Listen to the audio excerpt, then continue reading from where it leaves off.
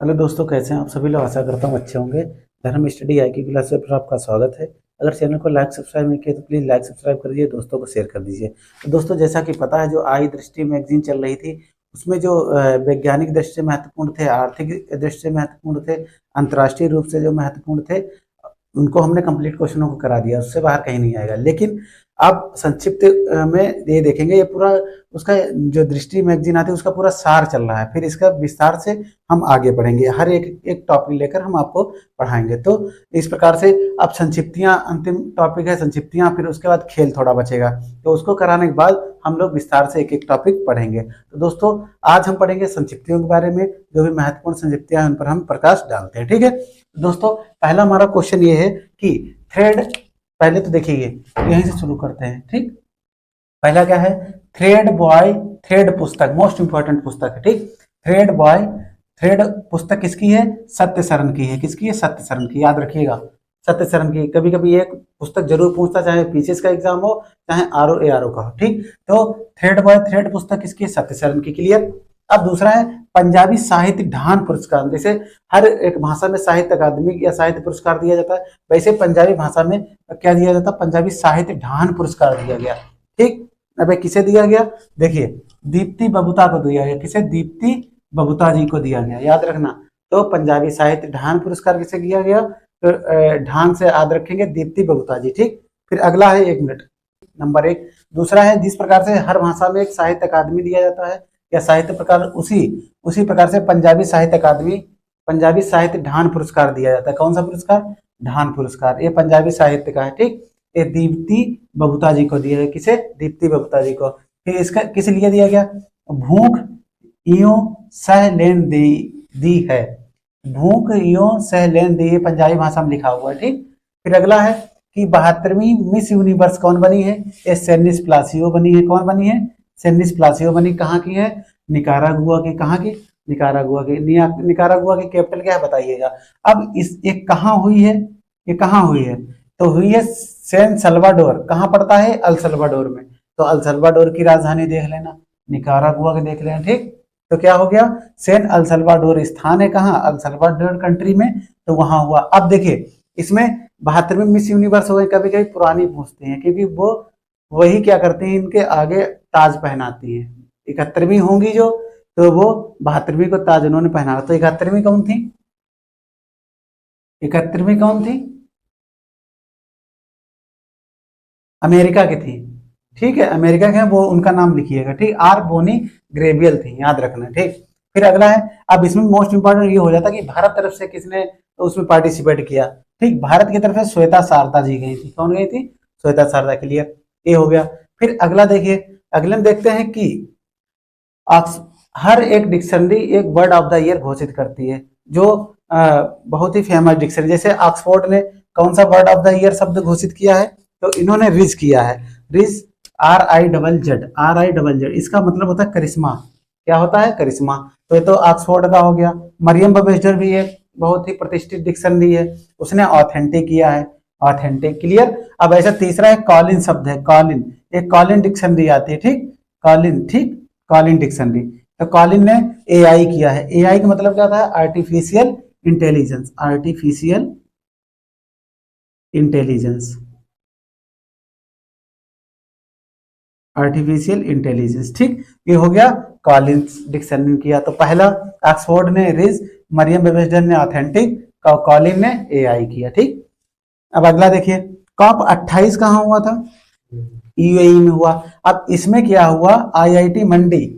IIT मंडी कहाँ है? IIT मंडी, ये बताइएगा देख के। ठीक, कॉप 28 यूएई में हुआ था। यूएई की, यूएई में कॉप 28 की क्या हुई? बैठक हुई। अब इसमें क्या हो? ग्रीन यूनिवर्सिटी अवार्ड दिया गया। किसको? ग्रीन यूनिवर्सिटी अवार्ड दिया गया आईआईटी मंडी को। ये हम हिमाचल प्रदेश की, याद रखना। ठीक, ग्रीन यूनिवर्सिटी अवार्ड किसे दिया गया? आईआईटी मंडी को दिया। क्लियर। अब अगला क्वेश्चन देखिए। अच्छा, यूएई जो कॉप 28 हुई थी किस नंबर की थी? 28 नंबर की होगी। 27 की कहाँ हुई थी?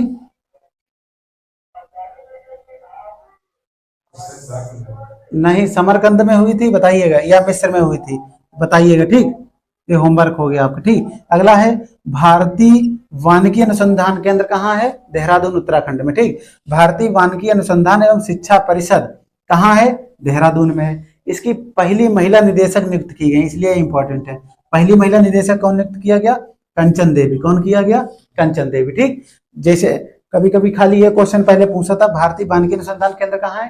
तो देहरादून उत्तराखंड में। लिख, अब क्या है? अनुसंधान एवं शिक्षा परिषद जो है वो कहाँ है? उत्तराखंड में है, देहरादून में। और पहली महिला से निदेशक नियुक्त किया कंचन देवी को। अगला क्वेश्चन देखिए, समलैंगिक विवाह पंजीकरण करने वाला दक्षिण एशिया का पहला देश बना कौन? नेपाल। तो समलैंगिक विवाह पंजीकरण दक्षिण एशिया का पहला देश करने वाला कौन बना? नेपाल। नेपाल की राजधानी काठमांडू। नेपाल का पड़ोसी राज्य देख लेना, कितने सीमा छूते हैं? उत्तर प्रदेश कितने छूते हैं? 5 छूते हैं, 7 देख लेना। ठीक, उधर ऊपर से लेकर इधर बिल्कुल बिहार उहार तो सबको छूते हैं, मुझे तो लग रहा 7 छूते हैं, देख लीजिए। ठीक, अब अगला है, स्वदेश विकसित लड़ाकू विमान में उड़ान भरने वाले भारत के प्रथम प्रधानमंत्री।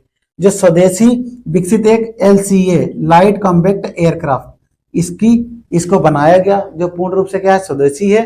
और इसमें बैठकर उड़ान भरने वाले पहले भारतीय PM कौन बने हैं? नरेंद्र मोदी जी। कौन बने?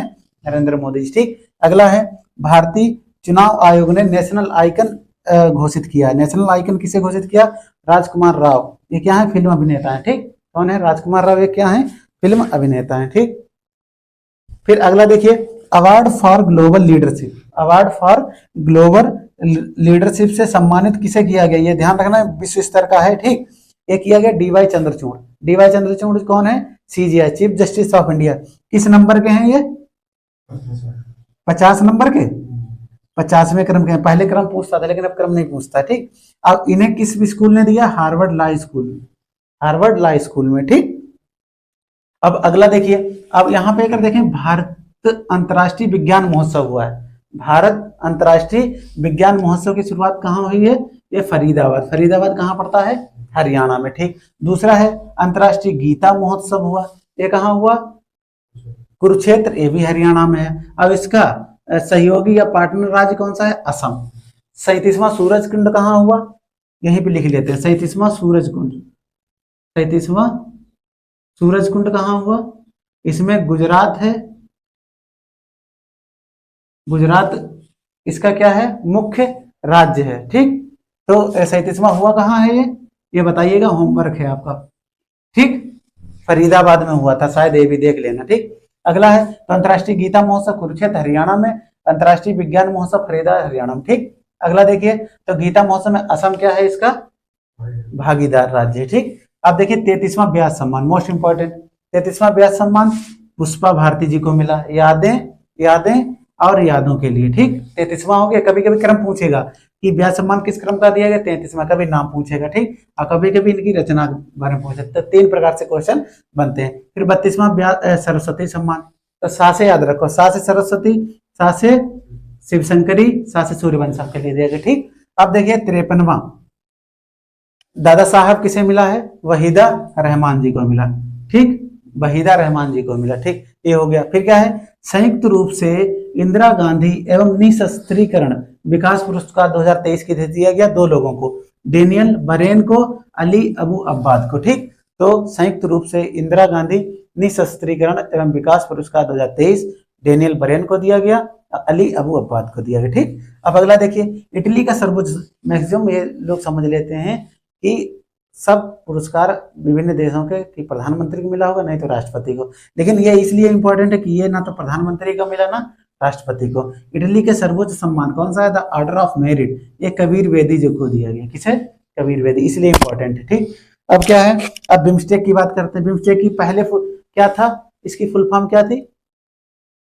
बे ऑफ बंगाल इनिशिएटिव। ठीक, मल्टी सेक्टोरियल इकोनॉमिकल कॉरपोरेशन। इसमें बाद में 2 नेपाल और भूटान को जोड़ा गया था। ठीक, इसलिए इसका नाम चेंज हुआ था। पहले देखो इससे था, किससे था? बी से बांग्लादेश, आई से इंडिया, मां से म्यांमार, सा से श्रीलंका, टी से थाईलैंड। फिर ये EC नाम किसके लिए हुआ? नेपाल और भूटान के लिए। ठीक, क्योंकि नेपाल और भूटान जो है ये साउथ ईस्ट एशिया में नहीं आते हैं, ठीक, इसलिए। तो इसके नए सचिव बने हैं, फिर बिम्स्टेक के नए सचिव कौन बने? इंद्रमणि पांडे, इंद्रमणि पांडे जी बने, ठीक। अगला देखिए सियाचिन। अच्छा, एससीओ में कौन सा देश अभी शामिल हुआ? ईरान। ईरान, ठीक, एससीओ में ईरान। G20 अब G20 बंद हो गया है, इसमें कौन शामिल हुआ? African union. उसमें कितने देश हैं? 55 देश हैं, ठीक। तो एससीओ हो गया और आपका G20 हो गया। ब्रिक्स में कितने शामिल हुए? 5। कौन कौन से? ब्रिक्स में ईरान हुआ, मिस्र हुआ, इथोपिया हुआ, यूएई हुआ, सऊदी अरब हुआ। इतने तो हुए, 5 ये हो गए, ठीक। अब ये हो गया बिम्स्टेक, क्लियर हुआ। अब इसके आगे है सियाचिन में तैनात पहली महिला चिकित्सा अधिकारी, मोस्ट इंपॉर्टेंट है, ठीक। तो सियाचिन में तैनात पहली महिला चिकित्सा अधिकारी का गीता कौल जी है। कौन है? गीता कौल जी। अब अगला क्वेश्चन है, पटना विश्वविद्यालय ने सीनेट सदस्य रेशमा प्रसाद, एक पहली ट्रांसजेंडर है, ठीक, ये पहली ट्रांसजेंडर हैं, इनको सीनेट सदस्य घोषित किया गया है या चुना गया है। कहाँ? पटना विश्वविद्यालय, ठीक, पटना विश्वविद्यालय, ठीक। और आज का अंतिम प्रश्न है, भारतीय नौसेना का युद्धपोत संभालने वाली, भारतीय नौसेना का युद्धपोत संभालने वाली पहली महिला कौन बनी है? बताओ। प्रेरणा, ये लेफ्टिनेंट हैं, प्रेरणा देवस्थली जी, प्रेरणा देवस्थली जी। देखिए अब आरओ का भी एग्जाम कैंसिल हो चुका और यूपीपीएससी का भी कैंसिल हो चुका, तो अभी टाइम मिल गया है। तो टाइम मिलने के बाद अब हम क्या करेंगे, जितने भी जो आए हुए क्वेश्चन है 1990 से लेकर आरओ के हों चाहे पीसीएस का, तो उनको दोनों को आपस में मिलाकर सब सॉल्व कराएंगे, ठीक। तो आज के लिए इतना ही, मिलते हैं आपको अगले वीडियो में, जब तक के लिए जय हिंद जय भारत।